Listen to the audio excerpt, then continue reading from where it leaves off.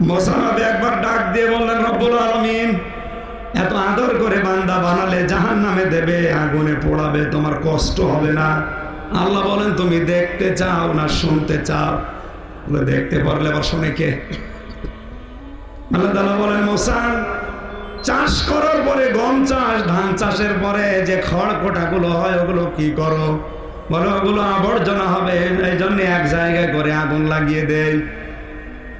আল্লাহ তাআলা বলেন, এত কষ্ট করে এই গাছগুলো মানুষ করলে এখন আগুন লাগা তোমার কষ্ট হয় না? হযরতে মুসা বলে, আল্লাহ, কষ্ট কেন? এগুলো পোড়ালে তো আমার আনন্দ লাগে, কারণ পরিষ্কার হচ্ছে। তোদেরকে আমার বান্দা হওয়ার জন্য 13টা গুণ দিয়েছিলাম, একটা গুণও তোর ভেতরে পাওয়া যায়নি। তুই নম্র না, তুই ভদ্র না, তুই উগ্র।